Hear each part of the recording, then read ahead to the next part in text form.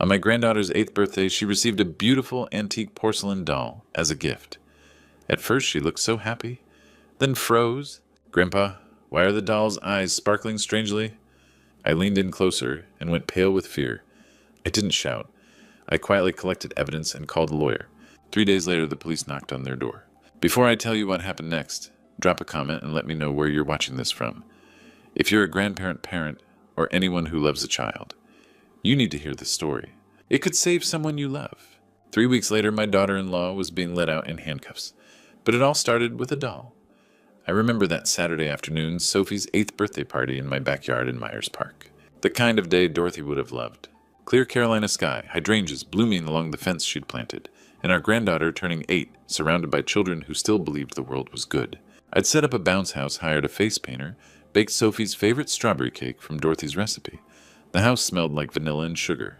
Jennifer and Chris Adams came with their son Lucas, along with 2 other neighborhood kids. They ran circles around my lawn, shrieking with that pitch only 8-year-olds can achieve. Marcus stood near the patio, scrolling through his phone with the glazed expression of a man anywhere but present.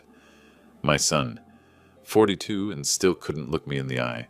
Vanessa was everywhere, pouring lemonade, adjusting party hats, laughing with that bright, performative warmth that always felt 1 degree too warm.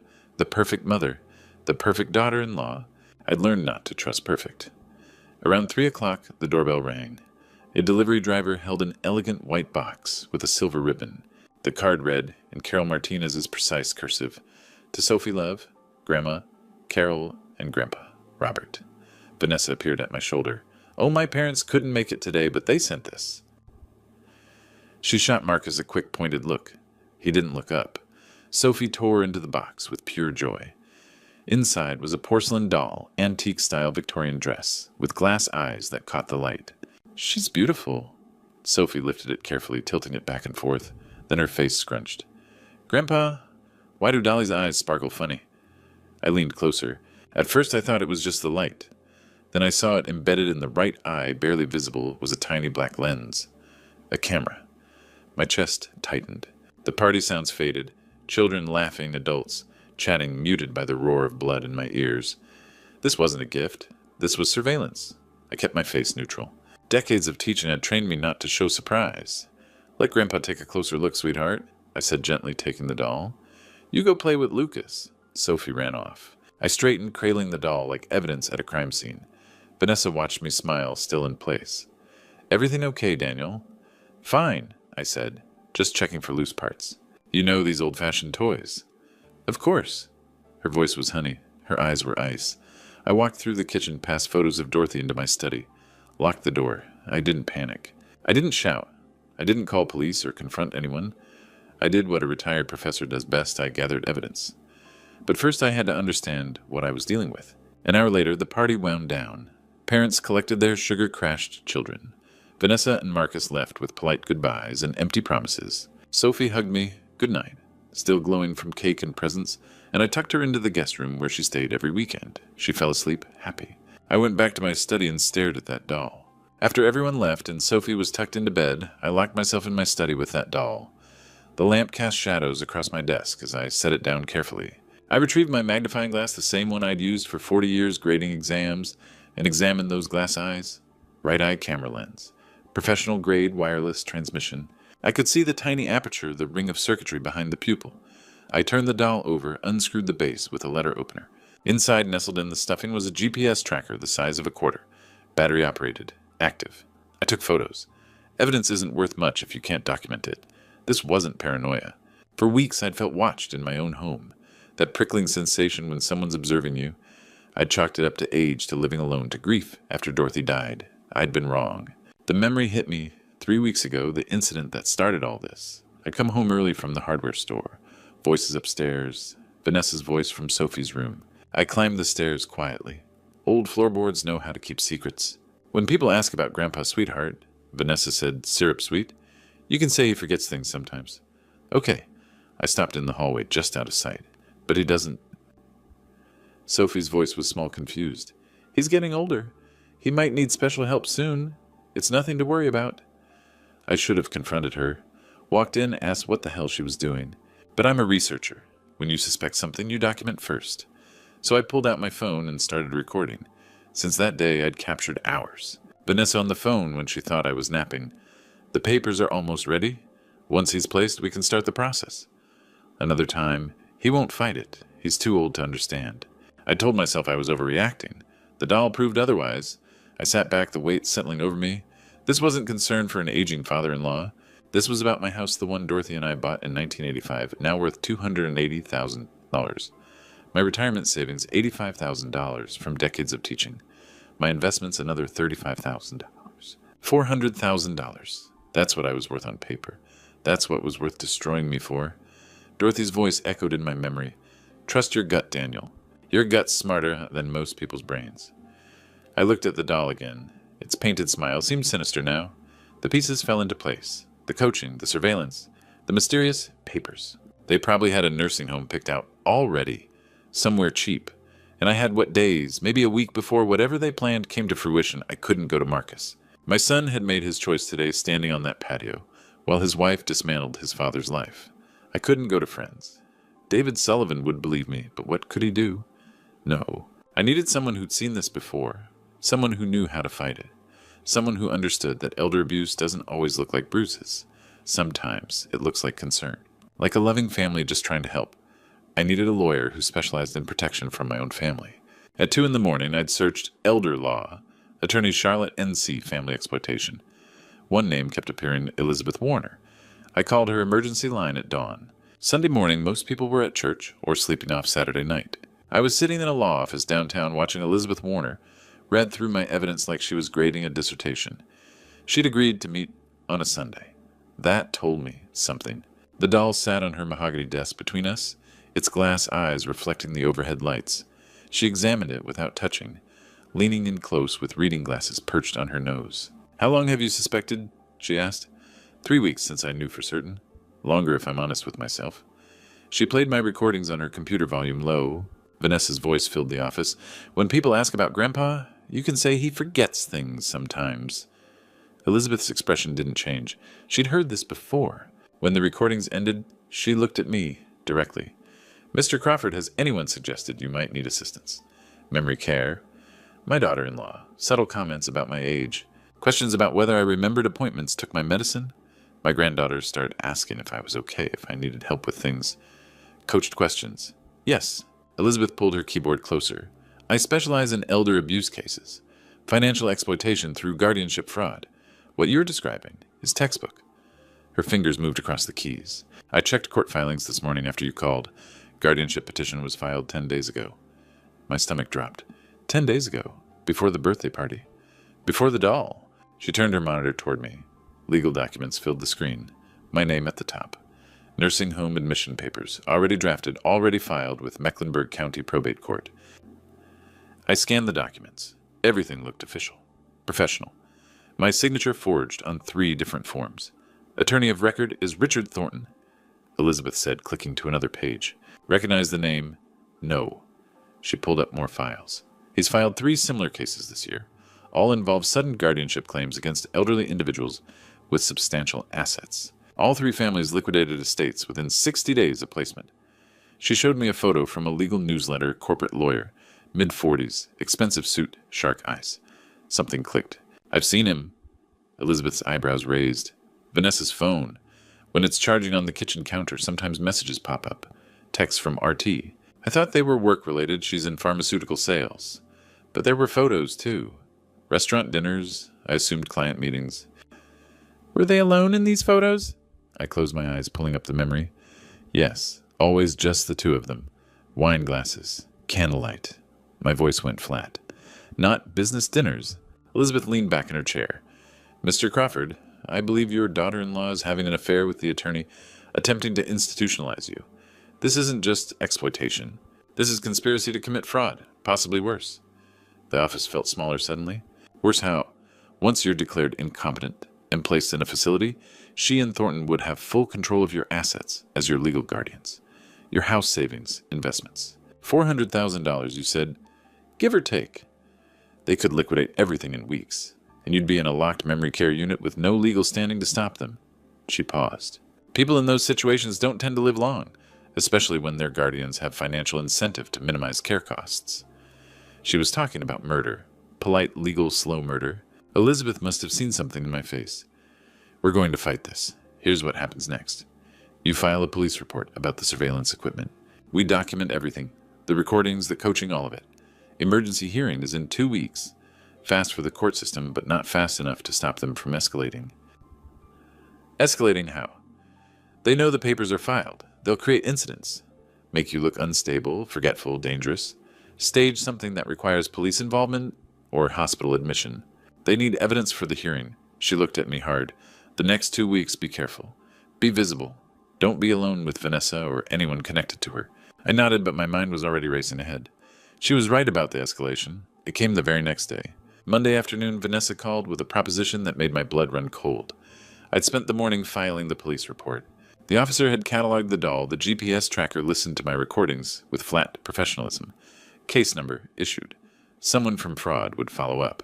I was making lunch when my phone rang. Daniel, hi. Vanessa's voice was bright musical. Sophie's been asking about another celebration, just the two of us. A girls' day for her birthday week. I gripped the phone tighter. When Alma out today, I'll pick her up at 2. We'll do something special, and you can get her at 5. I'll text the address. 3 hours notice. Every instinct screamed trap. But if I refused, I'd look paranoid. Exactly what they wanted to prove. Sophie's napping. Perfect. See you at 2. She hung up. I stood in my kitchen listening to dead air. Elizabeth's warning echoed. They'll create incidents. At 1:30, Marcus's truck pulled into my driveway. He climbed out like a man walking to execution. Just checking in, he said, making sure you're okay. We stood in the doorway, silence heavy between us. Then quietly, Dad, just be careful today, okay? I studied his face, saw guilt carved into every line, fear in his fidgeting hands. What should I be careful of? He opened his mouth, closed it, shook his head. I have to go. My son knew something. Not everything, but enough to carry guilt. Just not enough spine to stop it. At 2 o'clock, Vanessa arrived in her white Lexus. Sophie hugged me goodbye. See you at 5, Grandpa. You will, sweetheart. I promise. I watched them drive away, Sophie waving from the back window. Then I pulled out the GPS watch I'd bought yesterday. Small pink, marketed as a kid's safety device. Tested the SOS button. I texted Sophie's phone.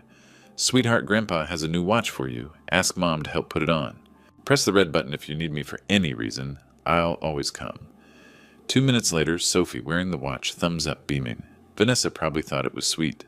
Indulgent grandfather spoiling his granddaughter. She had no idea. An hour crawled by. I couldn't focus on anything.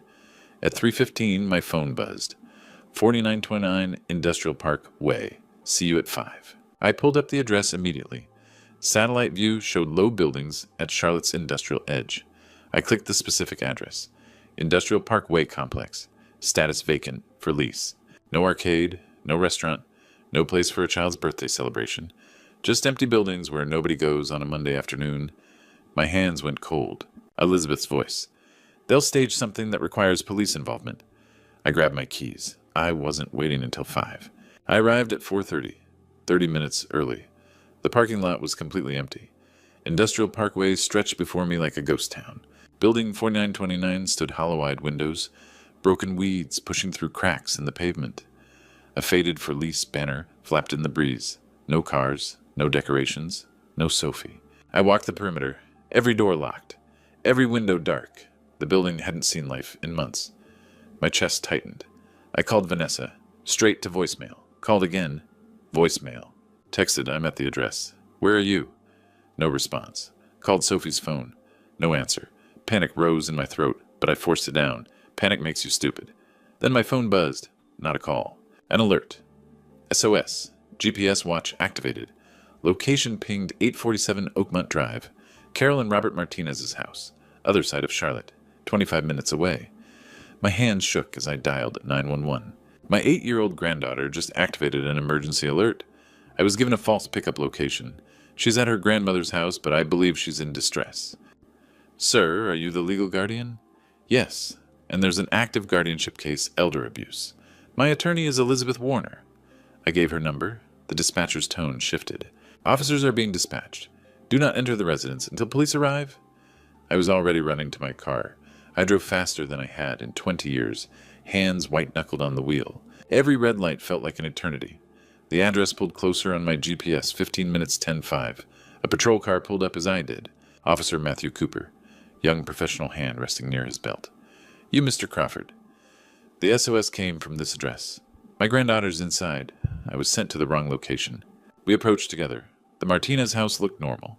Neat lawn flower beds, American flag by the door, the kind of place that hides its rot under fresh paint. I rang the bell. Carol Martinez answered, smile sweet as arsenic. Daniel, and an officer. What a lovely surprise. Ma'am, we received an emergency alert from a minor at this address. Oh, that's just a misunderstanding. Sophie was playing with a toy. Then Sophie appeared behind her in the hallway. She saw me and her face crumpled. She pushed past Carol, ran straight into my arms, sobbing. Grandpa, you came. Grandma, Carol said you forgot me, that you weren't coming. I held her like I'd never let go. I would never forget you, sweetheart. Never. Vanessa emerged from the back room, smile frozen in place. This is all a misunderstanding, officer. We were having a party and Daniel got the address confused. Officer Cooper's expression didn't change. Ma'am, he showed me the text you sent. This wasn't the address. Robert Martinez appeared defensive. Our daughter can take her child wherever she wants. Cooper ignored him. I need to speak with the child, alone. He took Sophie aside, voice gentle. I watched her nod, wipe her eyes, speak quietly. When he came back, his jaw was tight. Sophie says she was brought here unexpectedly. Says they kept asking her questions about you, whether you forget to feed her, whether you get confused. She felt scared. That's when she pressed the button. Carol's smile finally cracked. We were just talking. I'll need statements from everyone. Cooper pulled out his notepad. Mr. Crawford, you'll need to come to the station tomorrow to file a formal report. No arrests. Not yet. But the paper trail was growing. I took Sophie home. She fell asleep in the car, exhausted from fear and tears. Back home, I carried her inside, tucked her into bed. She didn't wake up. Then I went to my study and synced her GPS watch to my computer. The device had logged her location every 30 seconds. I could see the whole route from my house to the Martinez residence, never anywhere near Industrial Parkway. But there was something else, a folder labeled Audio Backup. I clicked it, ambient recording. The watch had been capturing sound, automatically storing it in the cloud. I put on headphones and pressed play. Sophie finally fell asleep, exhausted from crying. I sat at my computer and opened the audio files from her watch. Alone in my study, headphones on, I clicked play on the file time-stamped 3:47 p.m. First few minutes, ambient noise movement, fabric rustling. Then Vanessa's voice, crystal clear. Okay, Sophie, let's practice again. This is important. Sophie's voice so small, I don't want to practice anymore. Carol Martinez. Sweetheart, we've talked about this. Grandpa needs help. Real help. And you're the only one who can make people listen. My chest tightened. Vanessa, when the social worker asks, and she will ask, what are you going to say about Grandpa?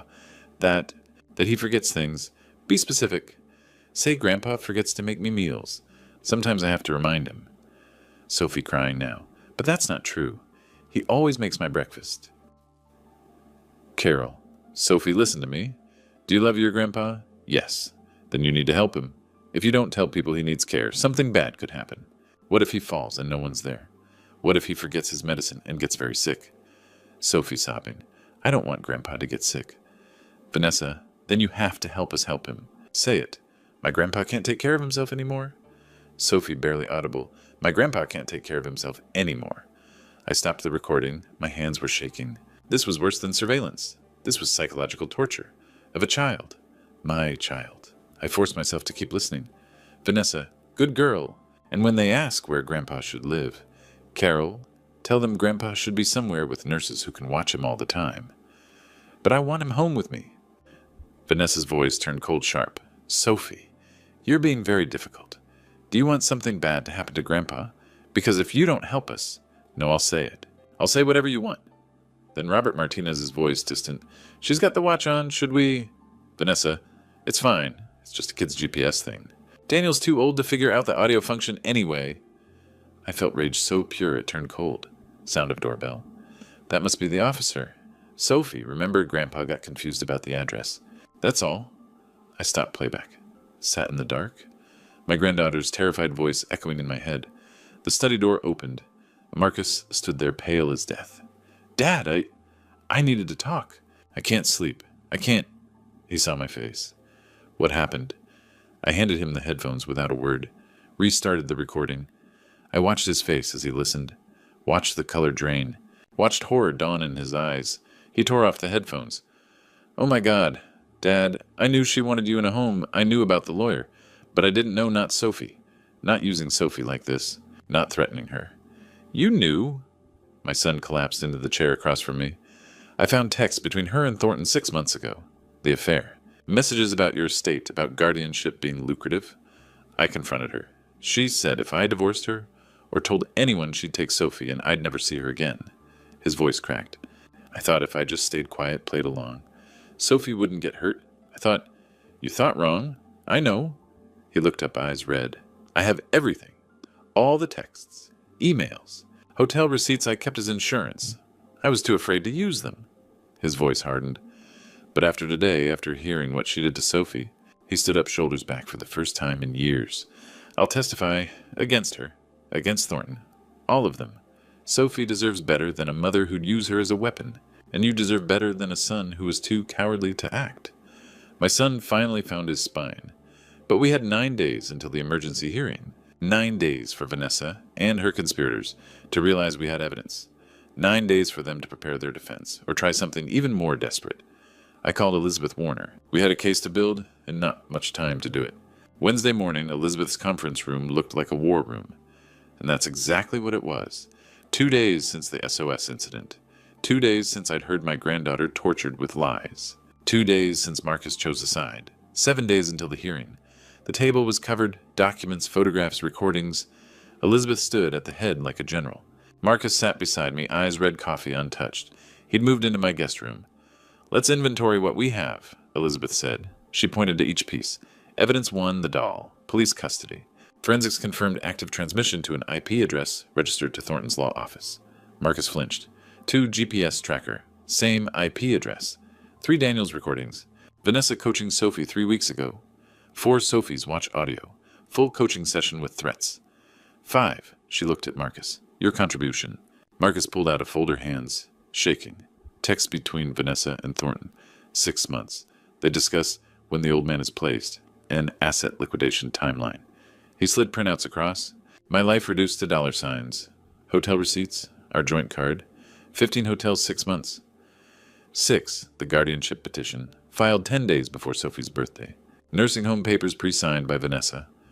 David Sullivan arrived, my old university colleague. Known you 40 years, Daniel, David said. Your mind's sharp as ever. This claim is absurd. Elizabeth made notes. You'll testify to competency. Tuesday chess games, his memory, independent living. Every Tuesday for 3 years, David said. He beats me 2 out of 3. Man with dementia doesn't play like that. Elizabeth pulled up her laptop. I investigated Thornton. 3 similar cases in 18 months. Elderly clients with assets, all suddenly incompetent. All had guardianship transferred to family who liquidated estates within 90 days. How is he still licensed? Marcus asked. Victims died or were too isolated to complain. Families profited, stayed quiet. Her jaw tightened.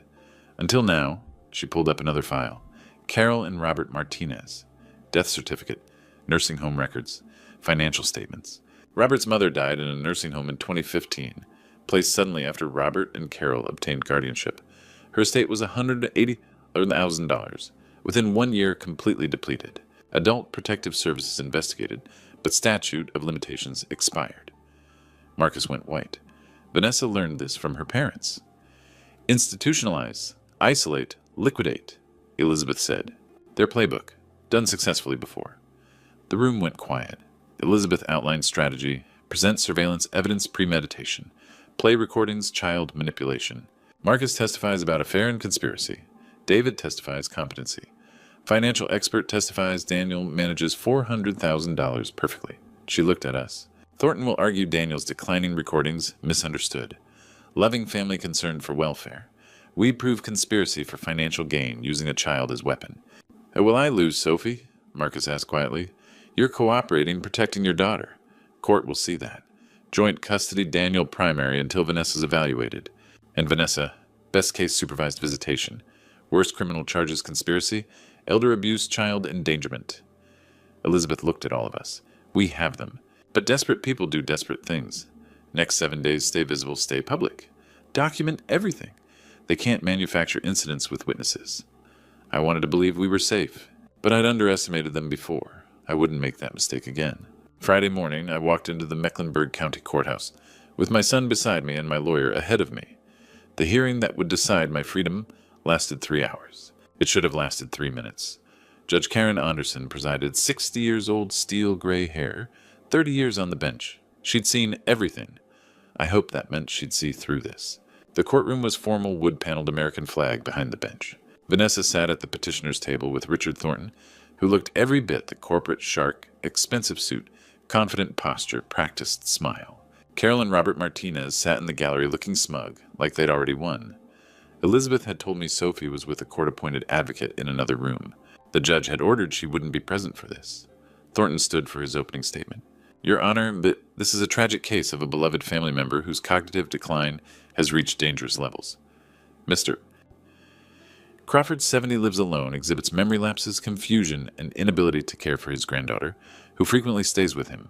The family, out of love and concern, seeks protective guardianship and appropriate placement. He presented his evidence. Vanessa took the stand, poised, tearful, perfect. Dad forgets to feed Sophie. Last month he left the stove on. He gets confused about appointments. Carol Martinez testified next. We've noticed concerning changes. He accused us of surveilling him, paranoid delusions. Character witnesses. Martinez friends I'd never met. Seems forgetful, not as sharp. Thornton gestured compassionately. The family has identified an excellent memory care facility where Mr. Crawford can receive proper supervision. Elizabeth stood. Objection, Your Honor. May I present evidence before the court rules? Judge Anderson looked at her over reading glasses. Proceed, Ms. Warner. Elizabeth walked to the evidence table. Exhibit A doll given to Mr. Crawford's granddaughter on her 8th birthday. She held up the porcelain doll. Even from across the room you could see the glass eyes. A technical expert took the stand, young woman, professional matter of fact. This camera was active, transmitting wirelessly to an IP address I traced to the law offices of Thornton and Associates. The courtroom stirred. Judge Anderson's expression didn't change, but her pen stopped moving. Exhibit B GPS tracking device removed from the doll's base, also transmitting to the same IP address. Elizabeth turned to face Thornton. Your Honor, this isn't concern. This is surveillance. Mr. Crawford was being monitored in his own home by the very attorney, now seeking to institutionalize him. Thornton stood quickly. Those items were gifts. We had no knowledge. Then let's hear what Mr. Crawford's granddaughter experienced. Elizabeth nodded to the bailiff. He pressed play on the courtroom's audio system. The room went silent. Sophie's small voice filled the space. I don't want to practice any more. Vanessa's voice, cold and clear. When the social worker asks, what will you say about Grandpa? That he forgets things. Be specific. Say, Grandpa forgets to make me meals. Sophie crying, but that's not true. He always makes breakfast. Carol's voice, if you don't tell people he needs care, something bad could happen. Sophie sobbing, I don't want Grandpa to get sick. Vanessa, then say it. My grandpa can't take care of himself anymore. Sophie broken, my grandpa can't take care of himself anymore. 4 minutes. It felt like hours. Gasps from the gallery. Someone whispered, oh my God. Judge Anderson's face turned to stone. Vanessa gripped the armrests of her chair, knuckles white. Thornton tried to maintain composure, but his hands shook. Carol Martinez looked like she wanted to disappear into her seat. When the recording ended, the silence was absolute. Judge Anderson's eyes moved slowly from Vanessa to Thornton, to the Martinez parents. 30 years of seeing lies, and this was among the worst. She spoke voice level. Ms. Warner, call your next witness. Elizabeth stood. The petitioner's son, Marcus Crawford, Your Honor. Every head in the courtroom turned as my son stood and walked to the witness stand. Marcus walked to the witness stand like a man heading to confession. In a way, he was. Sworn in hand on Bible, he faced Elizabeth. Mr. Crawford, tell the court what you know. Your Honor, I've known about my wife's affair with Mr. Thornton for 6 months. I have texts discussing my father's estate guardianship as a financial opportunity, timeline for asset liquidation. He presented phone records, hotel receipts. Elizabeth read messages aloud. Once the old man is placed, how quickly can we move? Guardianship gives us full control. Liquidate within 60 days. Finally free. We can start our life together. The courtroom erupted. Judge Anderson's gavel cracked once. Marcus continued, I was afraid of losing my daughter, but after hearing what my wife did coaching Sophie with threats, using a child as a weapon, I realized who I should have protected Sophie from. I was a coward. I'm here to make it right. Thornton stood. Your Honor, hearsay.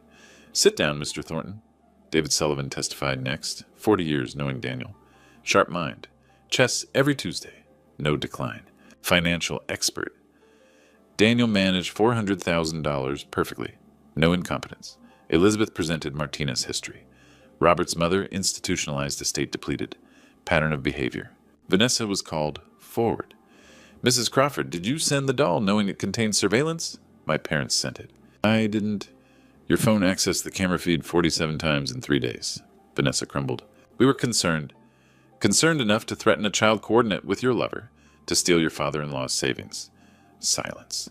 Judge Anderson removed her glasses. I've heard enough. The ruling.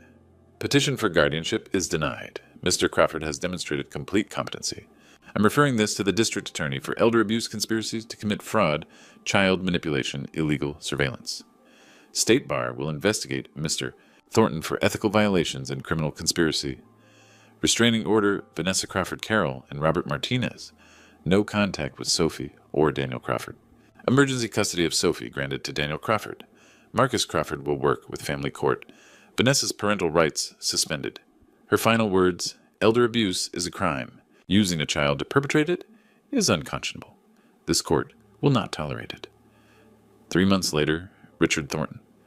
Disbarred facing criminal charges. Vanessa lost all custody. Supervised visitation 2 hours monthly used once. Carol and Robert Martinez under criminal investigation. Restraining order permanent. Marcus joint custody granted. Rebuilding relationships. Filed for divorce. Daniel full control of estate. Primary guardian for Sophie. Sophie, in therapy, healing, thriving with Grandpa. Final scene. 3 months after the hearing, I stood in Dorothy's rose garden with Sophie. Grandpa, some kid said you went too far against Grandma Vanessa. Did you? I knelt to her level. No, sweetheart. I went exactly far enough. Sometimes people try to take what isn't theirs, your home, your freedom, your family. When that happens, you don't go quietly. You stand up. You fight. And if you're lucky and have people who love you, you win. Like you and me. Exactly like you and me. They tried to steal my life, my dignity, my granddaughter. They weaponized an innocent child and built a case on lies.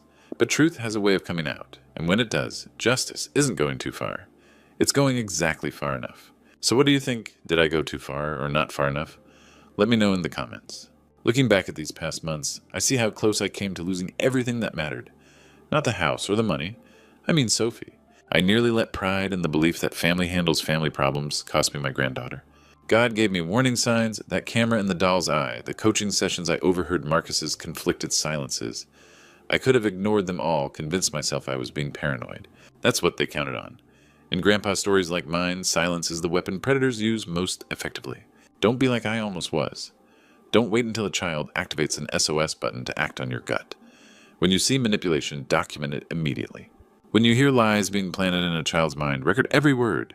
When family members exploit vulnerability for money, understand that God expects us to protect the innocent, even when it tears a family apart. The lesson I learned isn't comfortable sometimes. Loving your family means standing against them in court. These grandpa stories aren't always about cookies and wisdom. Sometimes they're about survival and protecting the next generation from those who should love them most. Marcus found his courage. Elizabeth fought the system. David stood witness. Sophie's safe now because I stopped treating this like a family disagreement and started treating it like the crime it was. God doesn't promise easy roads. He promises the strength to walk difficult ones. I walked mine and I'd do it again. If this story resonates with you, please share it. Comment below with your thoughts. And if you believe these grandpa stories matter, subscribe to our channel so we can continue bringing awareness to elder abuse and family manipulation.